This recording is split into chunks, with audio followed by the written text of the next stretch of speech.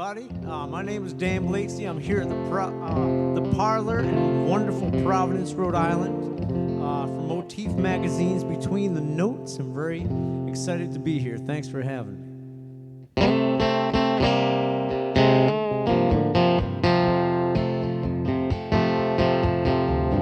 Today it seems all the flags are flying at half-mast. Everything's broke, it should be made to last. I get down and pray, but nobody listens these days. We're all overwhelmed and underpaid. Some walking so tall, how can we see eye to eye? Instead of building these walls, we should be side by side. I get down and pray, but nobody listens these days. We're all overwhelmed and underpaid.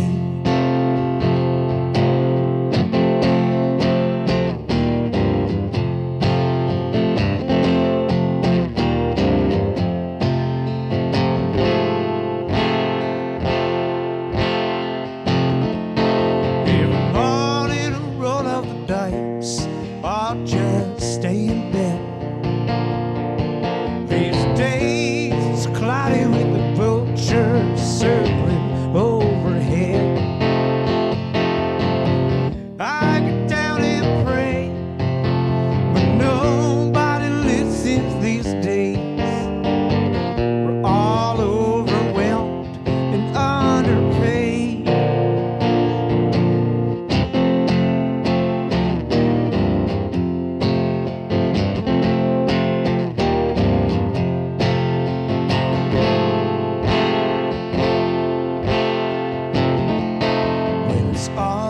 Dried up and gone, you still be acting cool.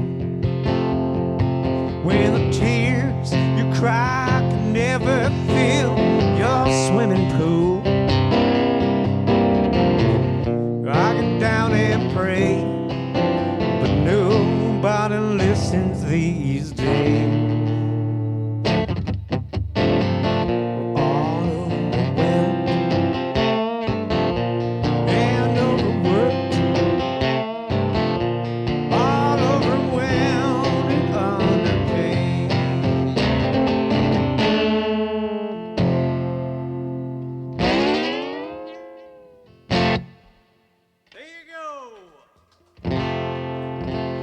That song's going on the next album, which is coming out this year.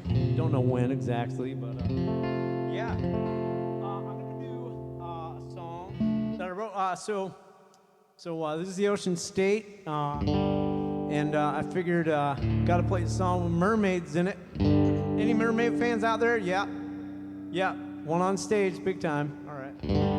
So I wrote this song about me working too hard, not taking enough time off.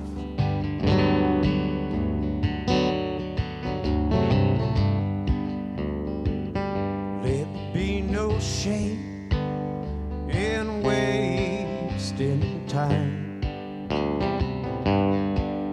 We've all got worries we can leave behind.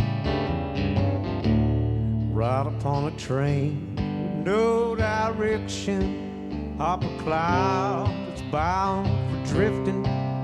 Let there be no shame in wasting time. Let your toes count the grains of sand, and a mermaid may just grab you by the hand.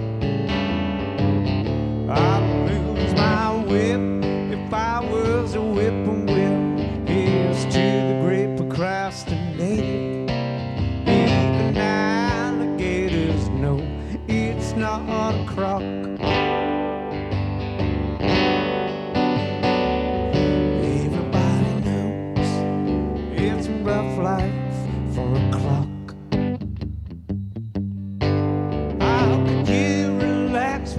get nervous, ticking, talking.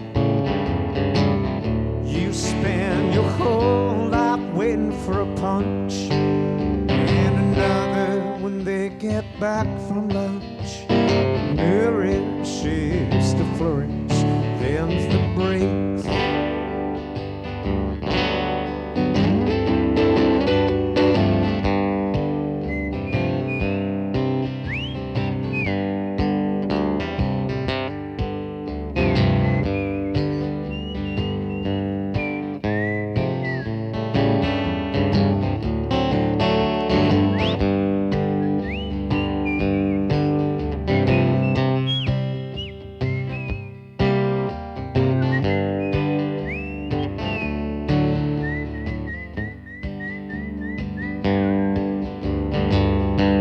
Stubborn bread in the oven, rising slow.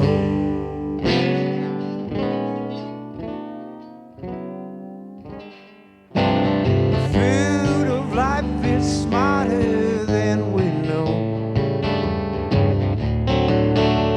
Pie always takes it easy till a clown needs it in the face. Let be no shame in wasting pie. Let there be no shame in wasting time. Oh, we've all got worries we can leave behind. In the afternoon, a little do-si-do, followed by a jelly roll. Let there be no shame in wasting time. Let there be no shame in wasting time.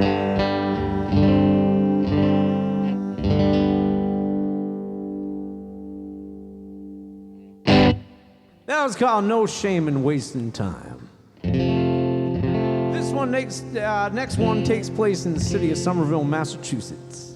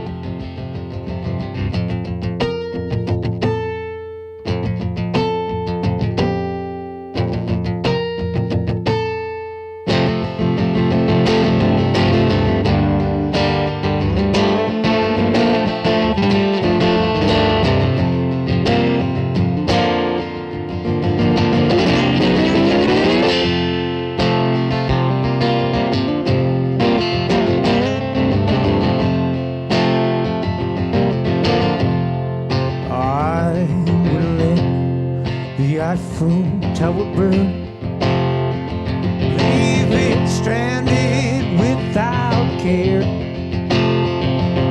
And the Mona Lisa, you can ask the Louvre, the best things, they sometimes need repair.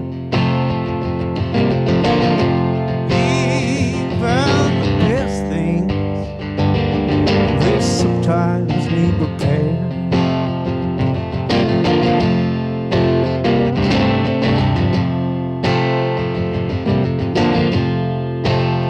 Well, you know where you can find me, my dear. These days are not hard to find. So buy me a letter, don't hand me a fine. Well, I'm living on the Somerville line. I'm living. I'm living. I'm living on the Somerville line.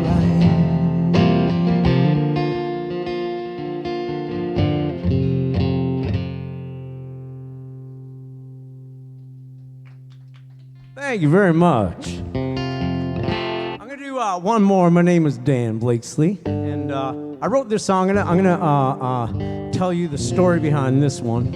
I was playing a show up in the White Mountains in New Hampshire one wintry evening during a blizzard, and everyone that was at the bar, which is hardly any people, had left except two gentlemen, and they were sitting kind of far away from me. I was taking my dinner at midnight after playing 3 hours. I was kind of sitting there, and I heard every word they said. And one of them said to the other, my lover, she gave me a white horse named Valentino as a gift. And then I butted into that conversation because I was like, man, that's the craziest thing I think I've ever heard. So the guy filled me in on his story, and it just blew my mind. So this one goes out to Marvin and his horse named Valentino.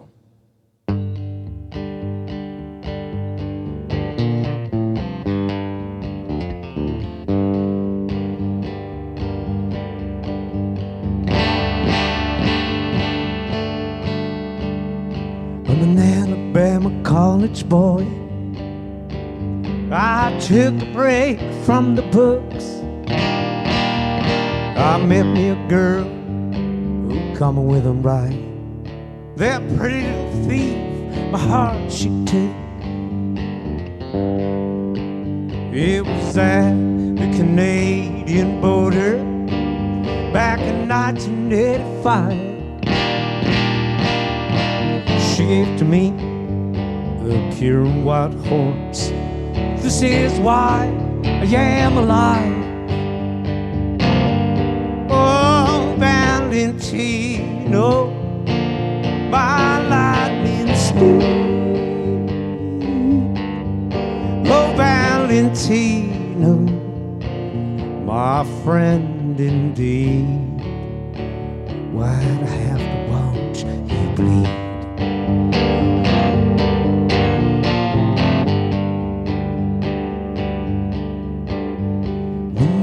Plane, the heat was high.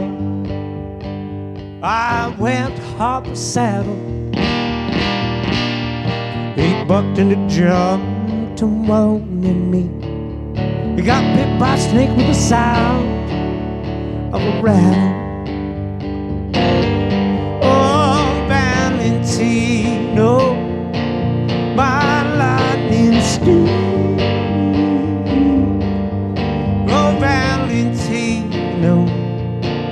My friend indeed. But I have to watch you bleed.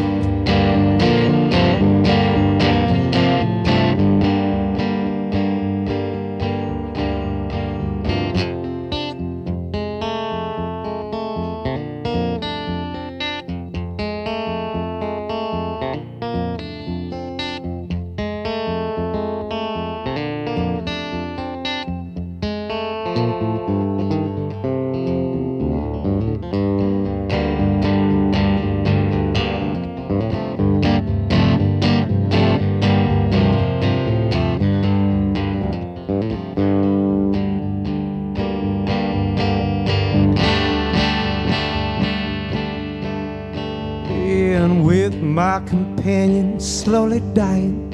After 2 long years, he did succumb to the snake bite venom. I'm getting on my denim, headed back to the south, gonna use my thumb. Oh, Valentino, my lightning steed. Oh, Valentino, my friend indeed. Why'd I have to watch you bleed?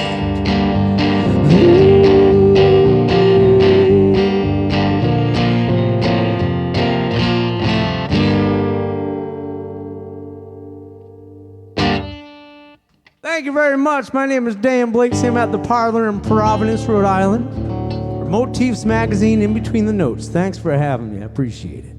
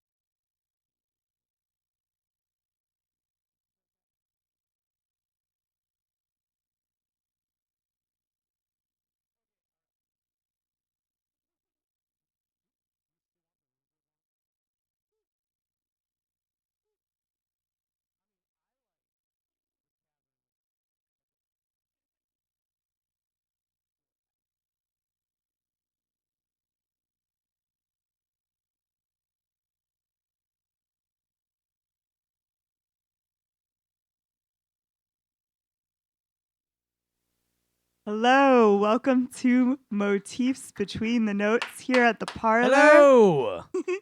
We're here tonight with Dan Blakeslee. Thank you to our sponsors, R1 and Trinity Beer Garden. Yeah. Woo! Dan, that concert was such a treat. Thank you so much. Thank you. I Yeah. appreciate it. We're here with Had a good singer, songwriter, guitarist, whistler. Is there anything I'm missing? Oh, I don't know. I gotta. No, I think you're good. Okay. Yeah, that was a fantastic performance. Oh, cool. How long have you been in the music game or playing music in general? I've been doing it ever since art school. I went to art school from 1990 to 94, and I started playing music there in 92, 93. Cool. So professionally, I've been doing it for probably since 95. Since 95. It's like, that's my job. Awesome. Wow, good for you. That's a long time in the game. I'm very thankful. Very thankful. Yeah. Where did you go to art school? In Baltimore, Maryland. Yep. Okay. Did you ever go to Charm City Bluegrass Festival? No, I don't know if it was around then. I bet Okay. I bet it probably was. I don't know. It might have been I a didn't different have a place car. in the 90s. Gotcha. Okay. I relied on my friend Will Schaff and his car. Nice. Shout out to Will Schaff. Yeah. I was his RA at art school. Oh, wow. Mm-hmm. Wow, look at that. Convenience. Yes. Awesome. Your guitar is beautiful, not only aesthetically, but you. also the way that it sounds is so round and full. What's its story? It's it kind of does have a story to it. I'm gonna shorten it a little bit, but Okay. I was I had it's a Simon and Patrick. It's the Seagull Guitar Company. It's their like sister model, and I had one early on in my music career, and it got a gigantic hole in it, a puncture. It fell out of a van, so Oh, I couldn't sad. use it anymore. And so then I used some other guitars in between, and I was going out to look for, okay, I need a professional guitar. I do this for a living. I need something that's going to be able to stand the heat, the cold, like whatever. Right. Inside, outside, I play in the subways a lot, like in Boston at the time. And so I drove all around New England looking for a guitar, and I found a base model Martin guitar. And I bought that. I'm like, oh, my God, it plays great. And I went to go play my first gig with it in Vermont. And I had $2.50 to my name because I just spent all that dough on the guitar, getting the electronics put in it and everything. Oh, my God. And I'm busking on the street just to be able to get a sandwich before I play my show. But it was like 102 degrees, and no one was like, coughing up any dough or whatever. And I'm like, you know what?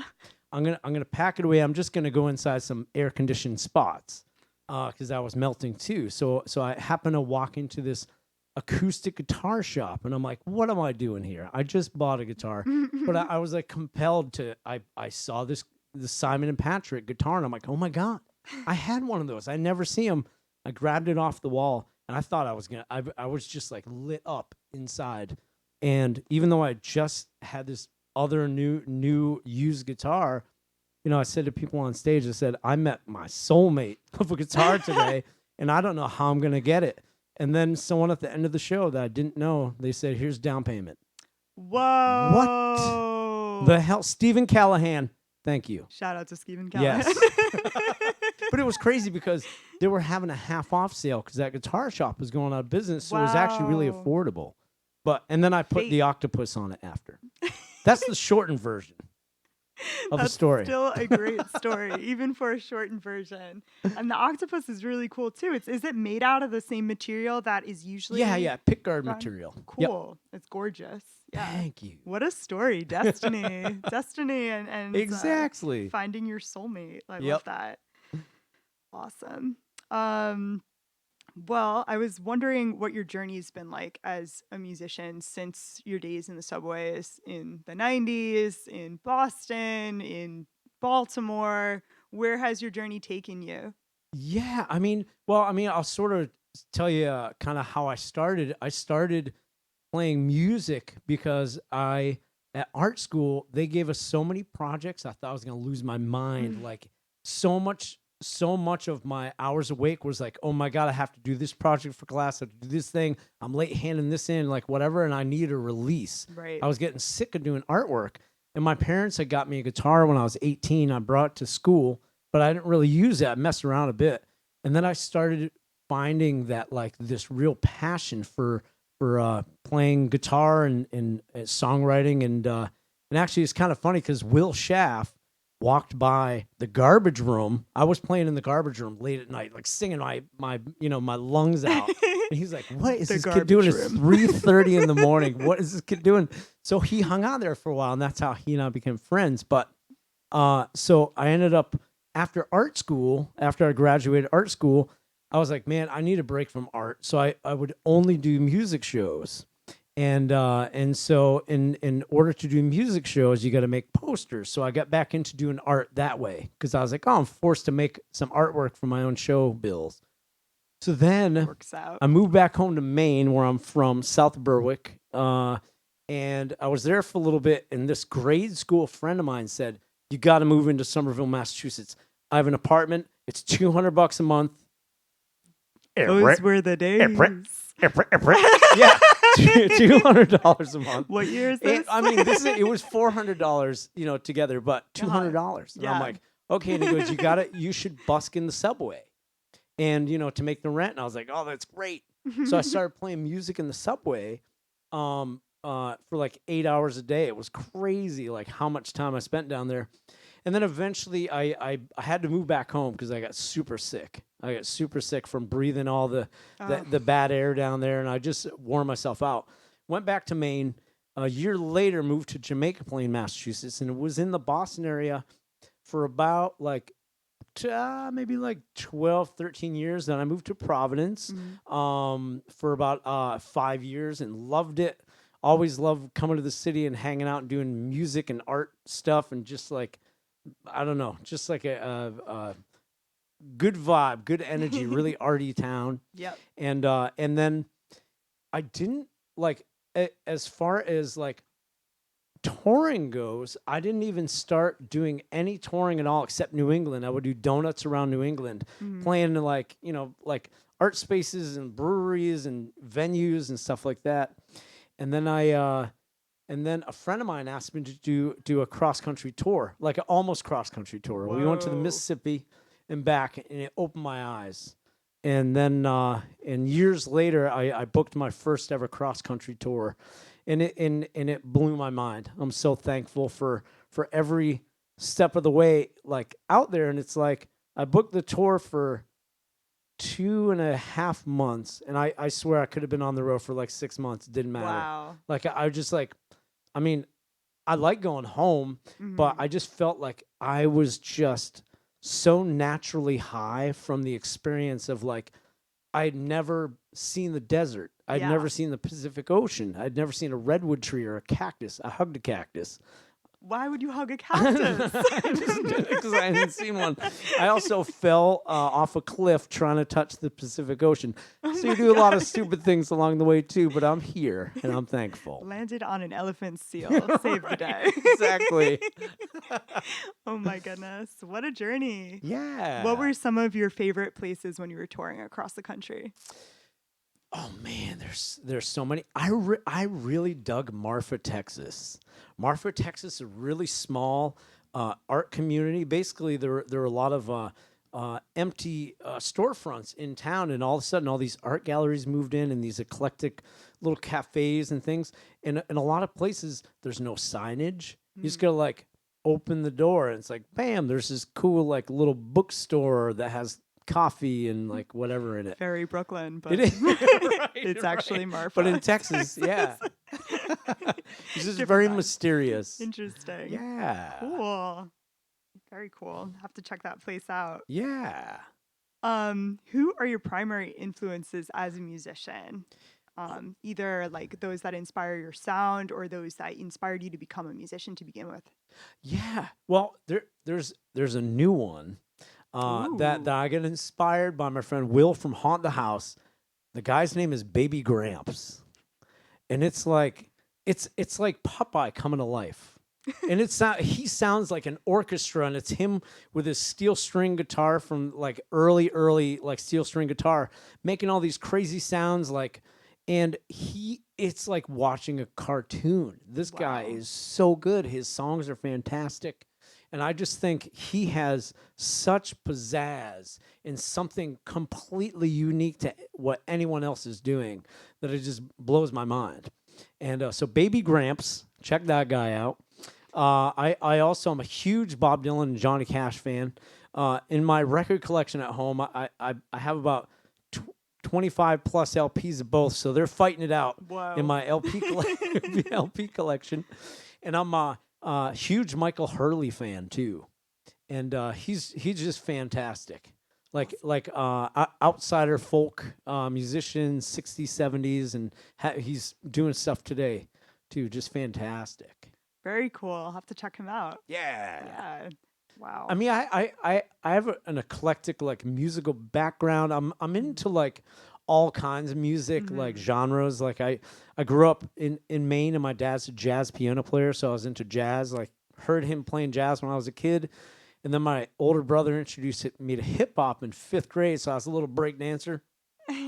Hence the You can't the tell from this, sound but effects. and then and then So good. and then my dad joined a country band playing drums. So I got into country, and then my older brother introduced me to punk rock in 8th grade, and I like tore off my parachute pants. I'm like, yes, this is it.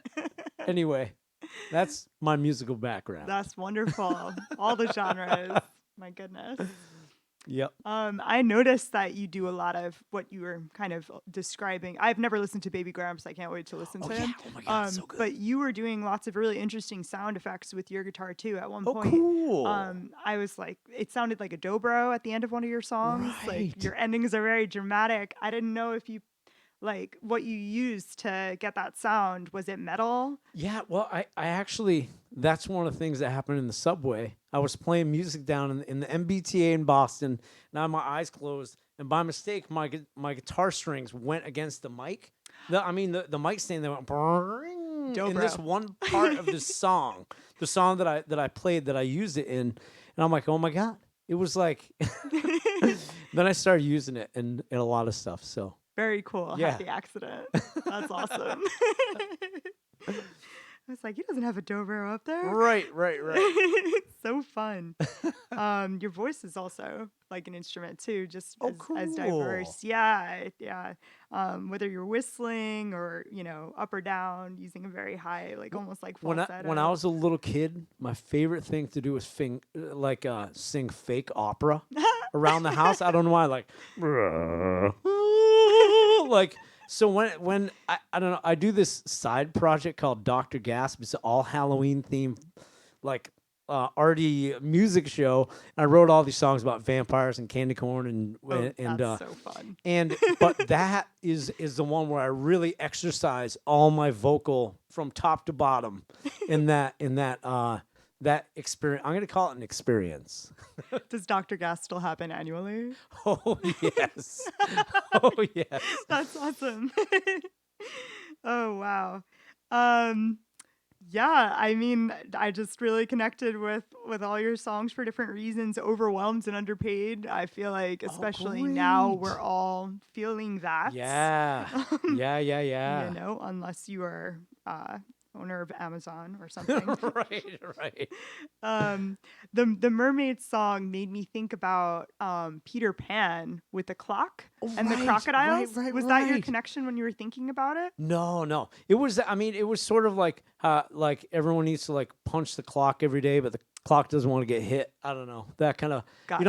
I'm really into like the more you listen to my music, you can tell how into wordplay I am. I'm super into it to the Nice. point where it's like, it's not corny dad jokes, but it's almost there.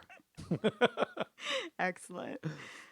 Oh, and the story of Valentino, I mean, we spoke a little bit right after the show off camera, but Right. that is just epic. It was powerful being there, just playing that show and then hearing that conversation and asking the guy, like, can you repeat the story about Valentino to me? And like even the inn owners who were trying to usher them out, they're like, oh my God, this is insane. And it was the kind of place where I got put up that night. It's one of those venues that put you up. Like it was in an Wow. inn, so it's like, it's part of the deal. And I was thinking, man, this is great. I have a place to sleep tonight. I'm gonna and I couldn't sleep a wink. All I could do was think about Valentino and Marvin. That's So I wrote the outrageous. song that night. Yeah. Wow. What is your I guess it depends on moments of inspiration and whatnot, but do you have like a general songwriting rhythm or No. no? Definitely. I was thinking about that today on the drive down here. I was like, wow, it's like I know some friends of mine and they're great songwriters. Everyone has their own way to do it. Some people are like, okay, it's Sunday morning, 10 a.m. songwriting day for like 2 hours. Me, it happens when it happens. Pull over the side of the road or have an idea like super late at night, got a pad by my bed just so I can write it out and that's sort of, how I do it. Like I remember one day waking up at I go to bed at between 2 and 4 a.m. And I woke up at 5:30. I just couldn't sleep. I had this idea and I started playing the guitar and it started flowing. And I'm like, man, I'm gonna get out as much as I can before I have to, go to bed. But yeah, that's sort of my process. Wow. There is none. Yeah. Being seized by the Right. feeling. That's amazing. Where can we hear more of your music, either recorded or live? Are you on tour right now? Have you been touring? I'm gonna be luckily, oh my God, luckily in 2021, I was able to play so much more than 2020. I mean, almost no one had gigs in 2020. I mean, Right. I was able to squeeze out 18 in 2020, and last year I did somewhere around 70. And it was a super late start. It was the first show was May. Wow. Because, the vaccines came in Right. and then people started opening their doors to have outside shows. So as soon as I found out, I started booking like crazy. And I plan on doing a lot of touring this year, and especially coming out with a new album. It just makes sense to do that. Yes. But- So a few of those songs, or at least the opener, is going to The be on that. opener is going to be on there. Nice. Oh, yeah. Yep. Does it have a name yet? Is it still? It's the name of the new album. It's called Road Hymns. Ooh, Road Hymns. Yeah, in the all the songs that I recorded on it are recorded in places that are very sacred to me throughout New England. Like I recorded one under a lilac tree in Boston that I go to every year, every May 8th or 9th. I go to this one tree and hang under the lilac tree all day. That smells amazing. And it does smell amazing. So I recorded one there, and then I recorded one in a chapel in Maine on an island, and then I recorded one by my favorite hidden river park in Vermont, and so recorded one at Fort Adams in Newport. And so it's all going to be, each one has a unique sound, because the one in Newport was at the what Newport Folk Festival calls the museum stage, and I went upstairs and recorded, so you hear the sound of that long hall, and then the one outside you hear birds and Wow. planes and motorcycles going by, and so each one has a unique sound to it. Wow. I love how you deliberately, intentionally brought in the environment Right, to your album. right. Yeah, that's gorgeous. Cool. Well, looking forward to that new album. Cool. And wherever you're touring this summer, hopefully you'll come back to Right. Providence. Oh, without question. Excellent. Yeah. Do you have any advice, I guess, final words for aspiring musicians in general? Or, yeah, I guess frustrated artists. Right. Right. As well here in the Providence community. Right, Who feel burnt out. Right. I mean, the thing is, I've hit walls so many times throughout my career. It's been a super roller coaster ride between doing art and music, and it's just believe in yourself, and just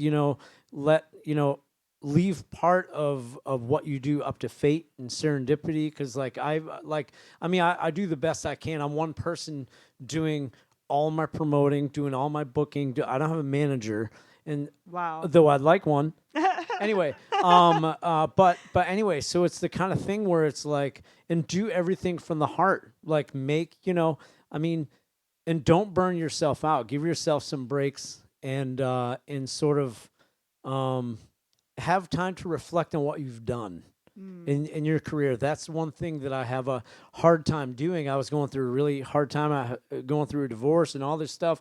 And then this friend of mine said, look how many albums you recorded in your career. I'm like, okay, all right.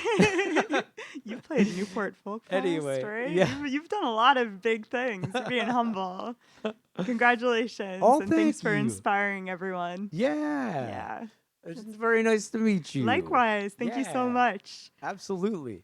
We're Motifs Between the Notes here at the Parlor. Thanks for joining us. Thank you.